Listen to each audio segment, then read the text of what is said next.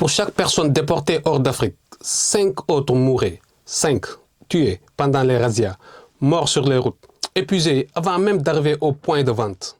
Ça veut dire que les chiffres qu'on te donne, 12 millions vers les Amériques, des millions vers le monde arabe, ce sont les survivants, ceux qui ont tenu. Derrière eux, il y a 5 fois plus qui sont tombés en chemin. Et personne ne t'a jamais parlé de ce que ça a fait au continent qui restait derrière. Aujourd'hui, on parle de ça. Ce qu'on a vraiment perdu, ce qu'on ne récupérera jamais et ce qu'on peut encore construire. Salam alaikum, bonjour. Bienvenue sur Knipo, je m'appelle Ibrahima. Si tu n'as pas vu la première vidéo sur les 2 esclavages, je te mets le lien en description. Celle-ci, c'est la suite logique. Abonne-toi si ce n'est pas encore fait. Let's go. Avant de parler de ce qu'on a perdu, je veux que tu visualises ce qu'on avait. Parce que l'image qu'on te vend de l'Afrique précoloniale, c'est souvent ça. Des villages, des cases, des gens qui vivent de la chasse et de la cueillette. Arriérés, sans organisation, sans structure. C'est faux. Et c'est même profondément faux. Au XVe siècle, juste avant que la traite atlantique s'intensifie, le développement politique et économique de l'Afrique était comparable aux autres continents. Ce n'est pas moi qui le dis. C'est ce que les historiens documentent. L'Empire du Mali, au XIVe siècle, Mansa Moussa, l'homme le plus riche de l'histoire, contrôlait la moitié de l'or mondial. Tombouctou avait des universités, des bibliothèques, des dizaines de milliers d'étudiants. L'Empire du Songhai, qui lui a succédé, avait une administration structurée, des tribunaux, une armée organisée, des routes commerciales qui traversaient tout le Sahel, la Nubie, le Congo, le Zimbabwe, des royaumes avec des architectures, des lois, des hiérarchies sophistiquées. Ce n'était pas le paradis. Il y avait des conflits, des inégalités, des tensions. Mais c'était un continent en mouvement, en construction, en développement. Et puis est venu ce qu'on a décrit dans la vidéo précédente, siècle après siècle, des 2 côtés à la fois. La première conséquence est la plus visible, c'est démographique. Au cours des 18e et 19e siècles, seulement environ 13 millions de personnes ont été transportées loin des côtes africaines. Et derrière chaque déporté, 5 morts supplémentaires selon les estimations. Mais ce qui est encore plus frappant, c'est où ça s'est passé. La traite n'a pas touché l'Afrique de façon uniforme. Elle a frappé des régions précises avec une intensité chirurgicale. Le Gabon, les côtes du Nigeria, très peuplées à l'origine, se sont vidées de leur population. Des régions entières qui avaient des milliers d'habitants, dévastées en quelques générations. Et ça crée quelque chose de paradoxal. Le Rwanda, qui servait de refuge aux populations qui fuyaient les razzias, s'est retrouvé surpeuplé. Pendant que d'autres régions se vidaient, tu comprends ce que ça veut dire?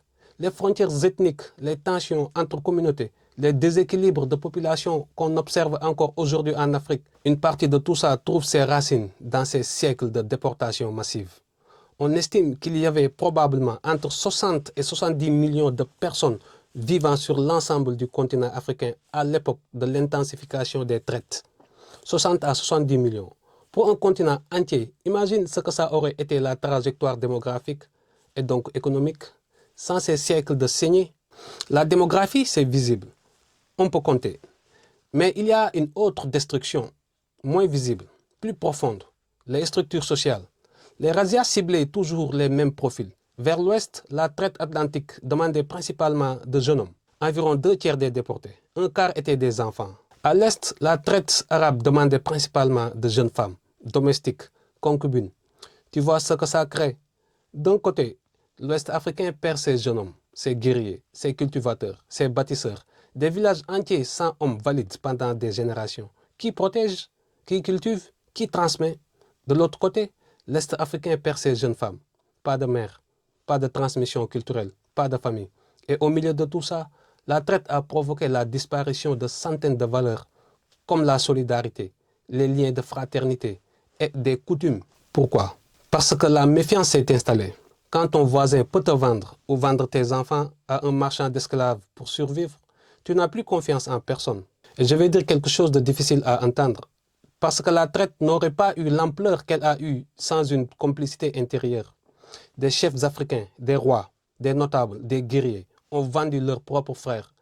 Pas tous, pas partout, mais assez pour que le système fonctionne à grande échelle. Comment ça s'est passé concrètement? Les marchands européens ne s'aventuraient presque jamais à l'intérieur des terres. Trop dangereux pour eux, trop loin, trop inconnu.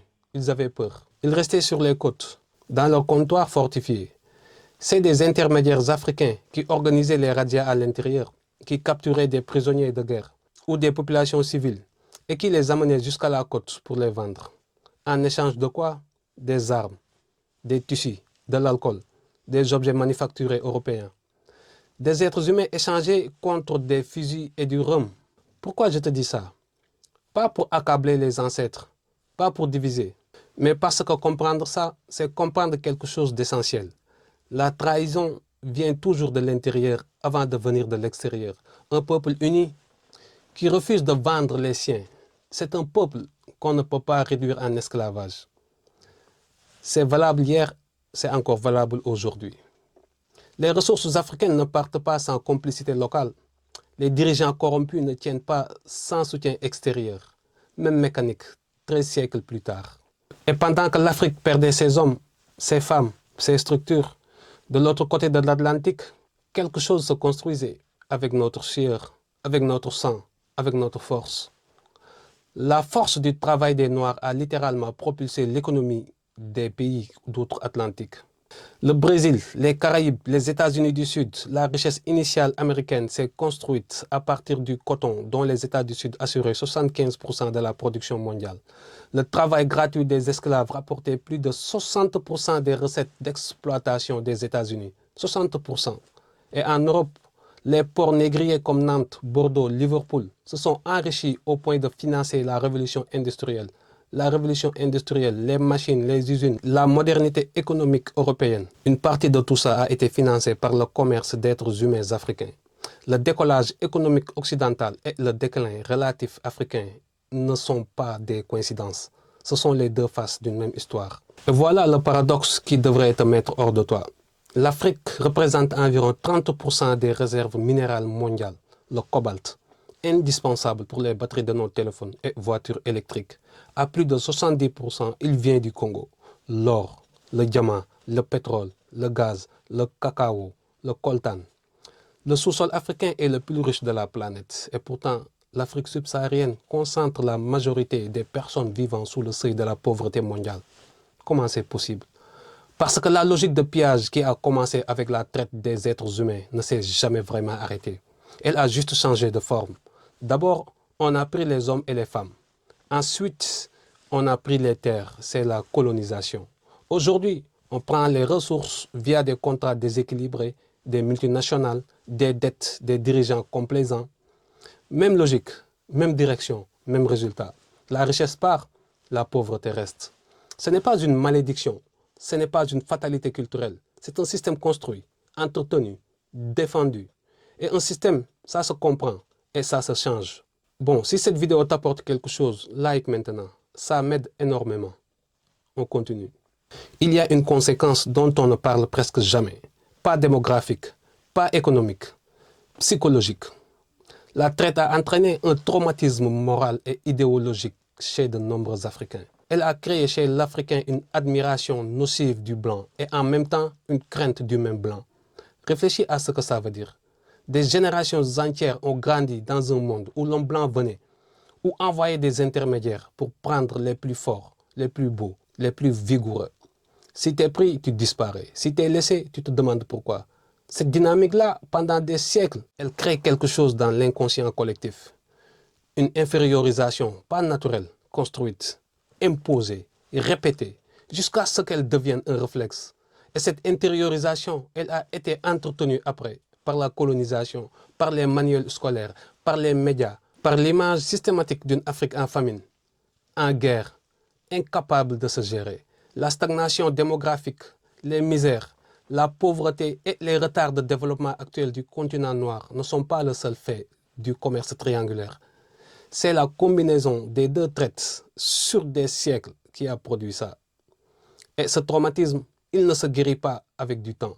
Il se guérit avec de la connaissance, avec des récits vrais, avec des figures réelles, avec une histoire complète, pas tronquée. C'est exactement pour ça qu'on est là. Alors voilà la vraie question. On fait quoi de tout ça maintenant? La réponse, elle est dans ce que des hommes comme Sankara ont montré. Dans ce que Cheikh Anta Diop a prouvé avec ses recherches.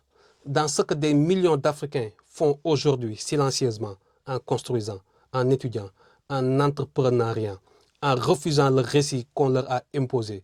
La reconstruction ne commence pas par l'argent. Elle commence par une chose, savoir. Savoir d'où on vient vraiment. Savoir ce qui s'est vraiment passé. Savoir ce qu'on avait. Savoir ce qu'on doit rebâtir. Parce qu'un peuple qui ne connaît pas son histoire complète reste prisonnier du récit des autres. Et le récit des autres, on vient de le voir, il a toujours servi leurs intérêts, pas les nôtres. Nous, on a nos propres intérêts, notre propre vision, notre propre futur à construire. Et ce futur, il commence exactement ici, dans cette prise de conscience, dans ce refus du silence, dans cette décision de savoir.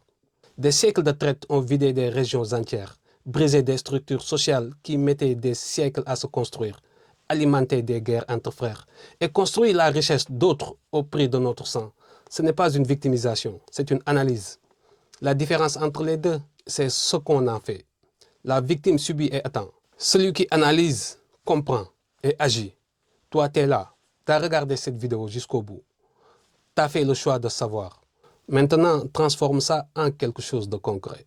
Partage cette vidéo, par exemple, à quelqu'un qui en a besoin. Abonne-toi si ce n'est pas encore fait. Et dis-moi dans les commentaires quelle partie de cette histoire t'a le plus frappé. Je lis tous les commentaires. Le savoir est une arme, mais surtout n'oublie pas, ce n'est pas de la magie, c'est de la constance. Peace.